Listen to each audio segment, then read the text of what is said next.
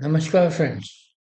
Friends, today we are going to start discussing another very important topic related to understanding human life and life in general. And it is the topic of intelligence. Friends, you will be surprised that today, with all of this hype and worldwide run after artificial intelligence. Today, modern science does not have even a definition of intelligence. You can look on the internet. There is no universally accepted definition of intelligence with modern science even to this day. And the world is running after artificial intelligence.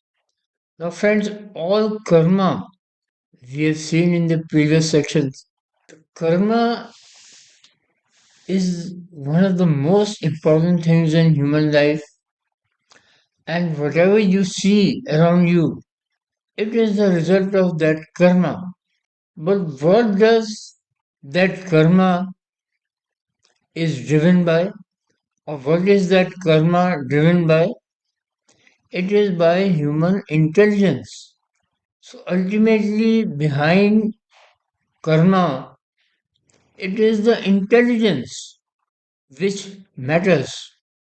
It is unfortunate that, in spite of extensive mentions and discussions on intelligence in ancient Indian scriptures, no one ancient or the present time sage, Hindu seer, is discussing the topic of human intelligence. In so many texts, the words, specific words related to the intelligence like buddhi have been used in so many verses, but these have been mistranslated as bhakti or some other characteristic. But none of the none of the YouTuber gurus are discussing about human intelligence when it is the most important thing in every individual's life.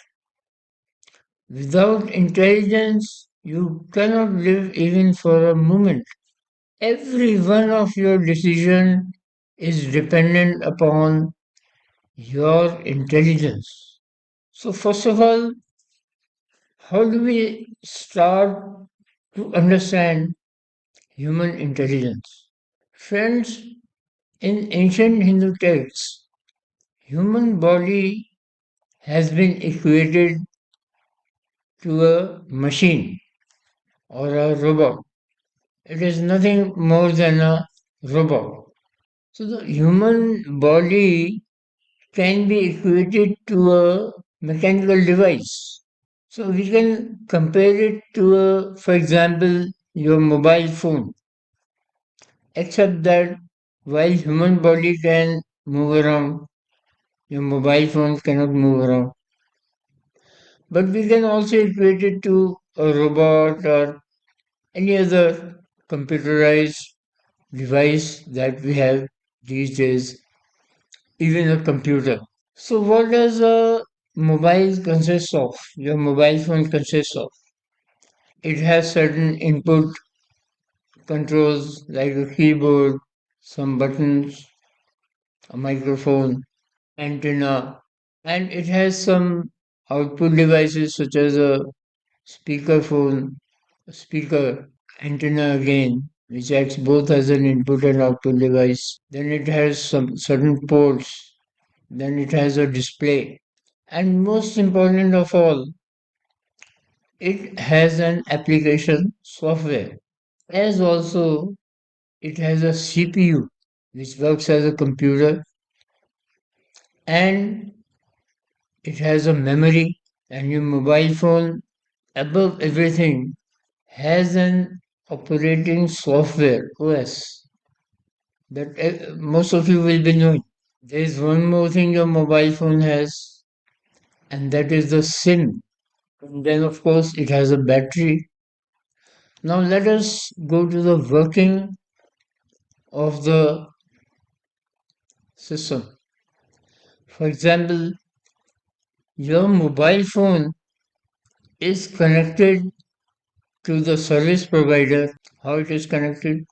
First of all, your mobile connects to a electromagnetic field which is generated from a tower. The tower in turn is connected to the service provider. So just like your mobile is connected to this electromagnetic field, you as a human being are connected to the Brahman or the field of consciousness. Now, what connects your mobile to the electromagnetic field? It is the SIM. And what connects the human being to the field of Brahman consciousness? It is the soul.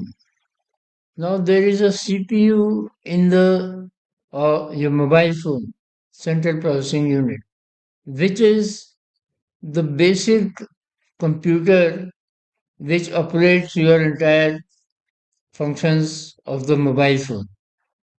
Similarly, we have the brain.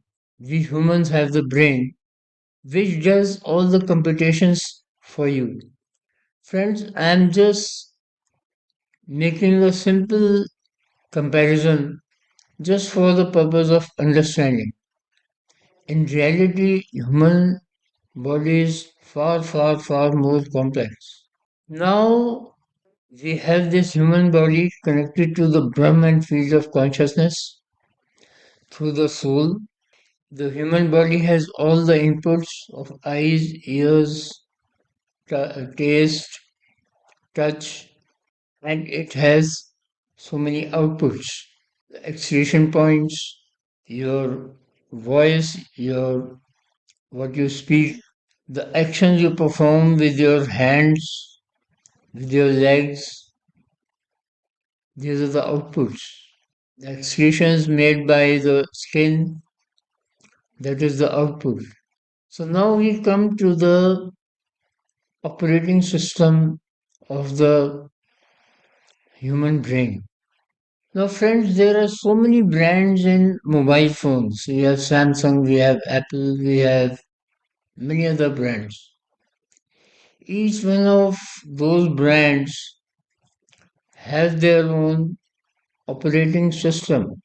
So there are different operating systems with different brands and different models of the mobile phones.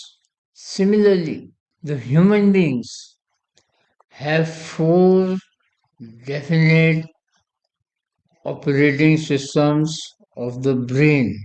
Friends, for centuries, there is one particular concept which has been grossly misunderstood about human beings and which is one of the greatest subject of downplaying the Hindu scriptures, the thought, and the philosophy, and that is the caste system.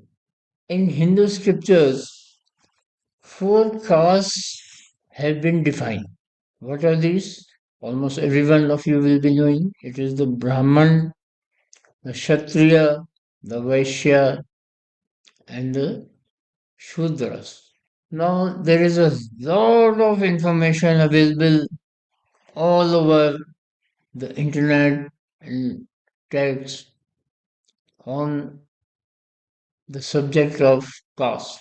And it has been grossly and totally misunderstood over centuries and centuries and centuries and centuries of Hindu thought and culture.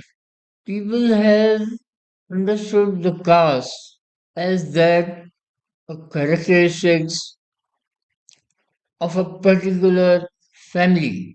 So the son of a Brahman is considered a Brahmin, and their son, their progenies are considered Brahmin.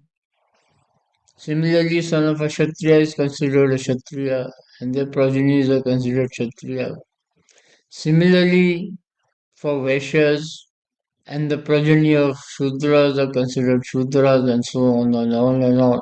Friends, I like to tell you that this is a gross misconception. The caste or the Varna, I will not use the word caste as it was introduced by the British.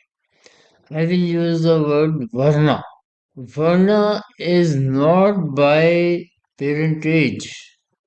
It has been clearly defined in our many texts, including Srimad Bhagavad Gita and Manusmriti. But it is a great, great surprise that none of the so many of eminent scholars of Hindu thought and culture have pointed this out. It is a great misfortune for India that this particular thing has not been pointed out by anyone.